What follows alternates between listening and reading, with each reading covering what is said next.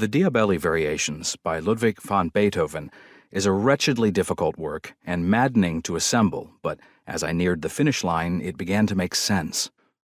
Here was Beethoven telling the story of his life through the transformation of a simple little waltz by a publisher, not a fellow composer of note.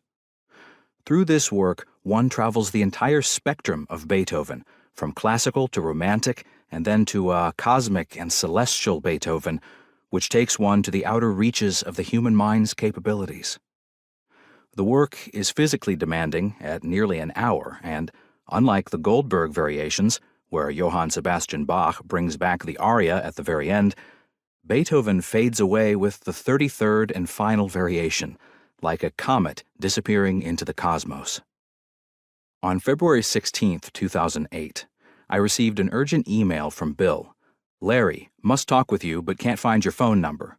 Please call me. Kisses, B." I called him, and to my surprise, he asked me to come to Wallack's Point, his home in Stamford, Connecticut, in a few days to play Beethoven's magnum opus, which he simply referred to as the Diabelli in his quintessential accent. He had to confirm a few things, but said it looked like it would be Tuesday, February 19th. I told him my mom was visiting, and he said she was absolutely welcome. On Sunday, February 17th, Bill wrote, "Larry, tried to reach you by phone. Okay, Diabelli on Tuesday, February 19th. I will have Jerry pick you and your mama up at 10:30 a.m. and returned after lunch. Just give me an address and confirm receipt of this. Kisses, B." It was really happening. I was going to tackle the Diabelli for Bill. "Hi, Bill. This is great." I provided my address for his driver, Jerry, and closed with, "We're looking forward to this." This performance was initiated on the phone without the knowledge of Linda Bridges, a longtime National Review editor who now looked after Bill's logistics and social diary.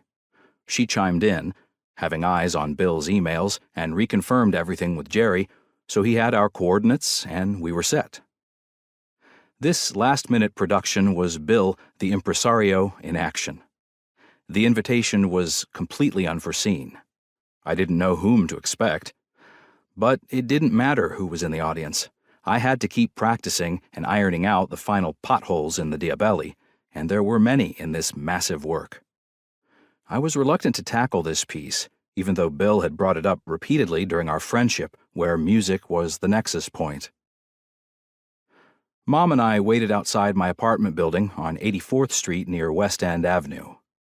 Up drove Bill's limousine at exactly 10:30 a.m. Jerry opened the door for Mom and me. Off we drove to Stamford. Mom couldn't believe this was happening, nor could I. My performances always made Mom nervous, but this was different. She had never attended one of my recitals at the Maisonette and hadn't seen Bill since his 80th birthday in 2005.